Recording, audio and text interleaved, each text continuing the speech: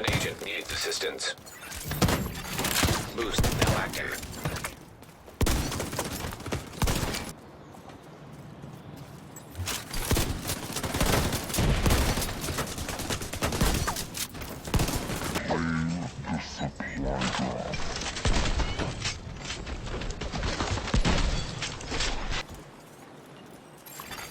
Agent down. Rogue hive detected.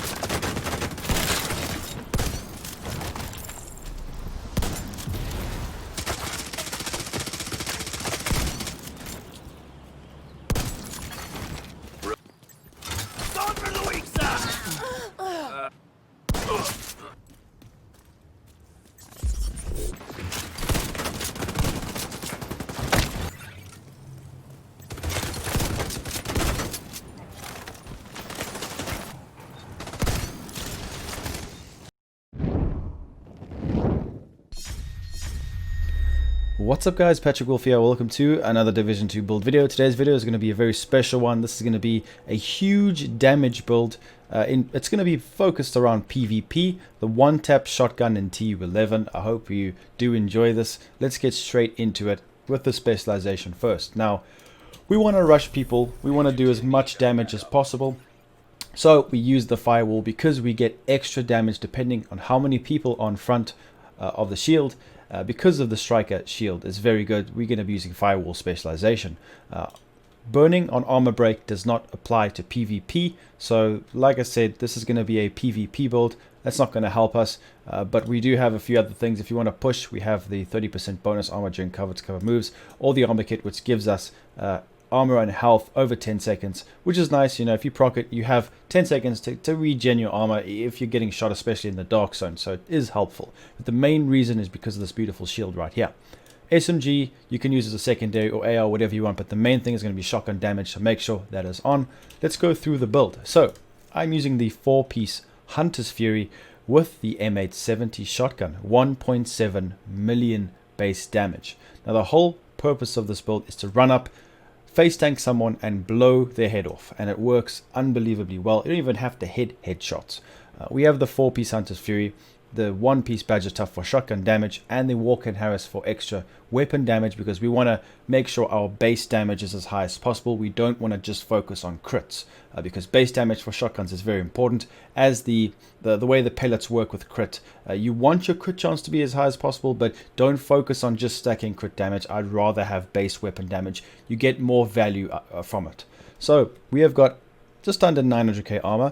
I decided to go for a bit more of a damage build. You can put 2 or 3 blues if you want to be a bit more tanky. It's completely up to you. You can still 2-shot someone with maybe 1.3 million armor if you spec it correctly and you have the right pieces. So let's go through the weapon first.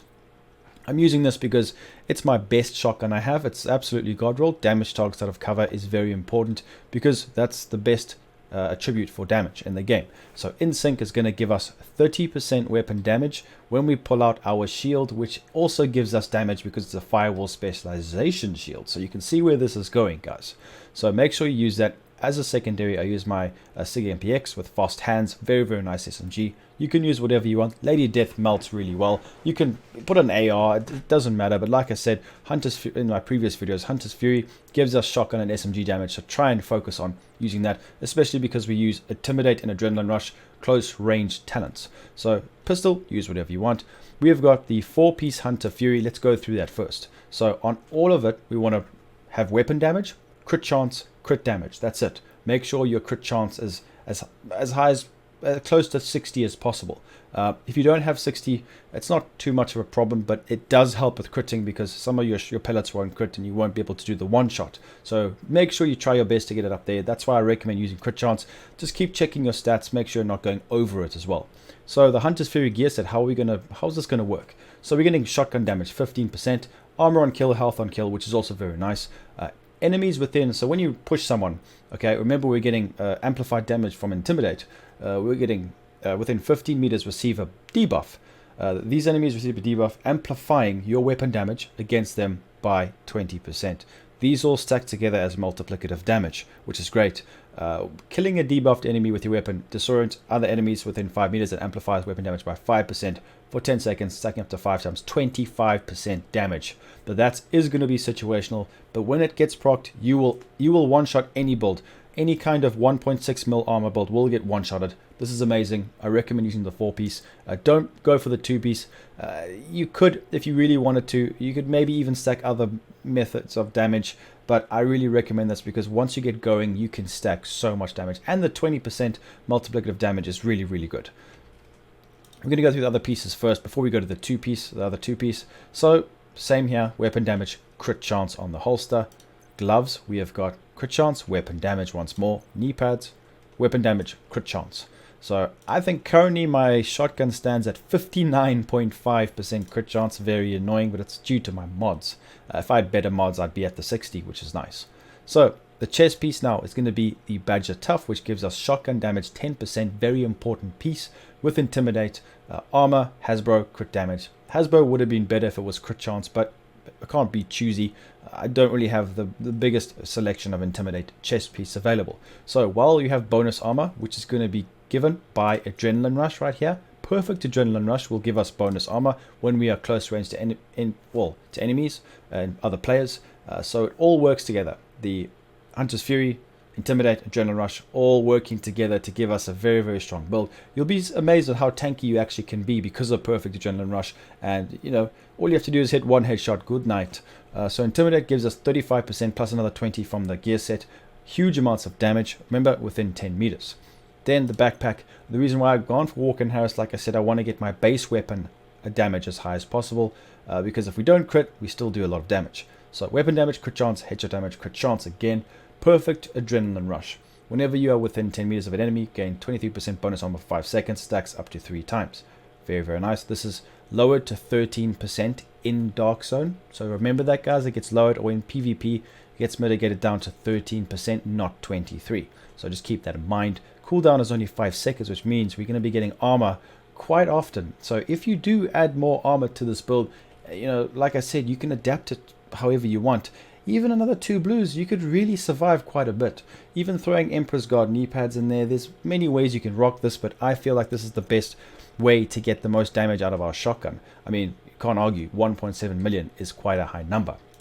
We're going to go through our stats. You can pause it if you want to see, but they're not too important.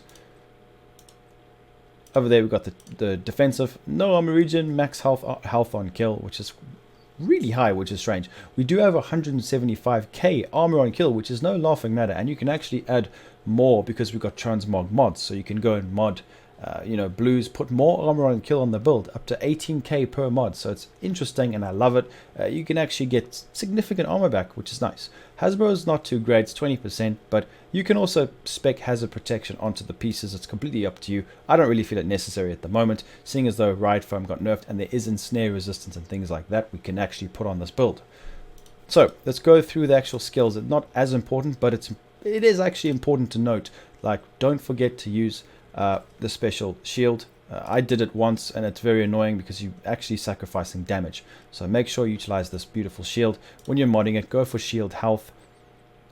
Then go for damage bonus of 5%. As much damage bonus mod that you have, the best one you've got, put it on there. It's very important. Then I use Jammer Pulse because here's the problem. The only issue I have with this build is using a shotgun. If someone pulls their shield out, it's difficult to hit the headshots because the reticle is quite big. So we want to make sure we hit the headshot so we disrupt them and that the shield doesn't get in the way. That's the only issue I have. That's why I use disruption. You can use EMP sticky or fire sticky to put them on the stagger and then make them burn. I don't really like playing like that too much. Use the decoy as well. The decoy could be really strong if you're fighting rogues in the dark zone, but it's completely up to you and how you want to play. So yeah, that's pretty much it for the build. If you want a huge damage dealing shotgun build, this is going to be the one for you. I've got many builds coming very soon. So with that being said, please make sure to leave a like and subscribe. Follow me on Twitch, Instagram. Links will all be below. If you want to get some of my merchandise, it's the best way to support me. Link will be in the description. And with that being said, I'll see you guys in the next video. Peace out, agents.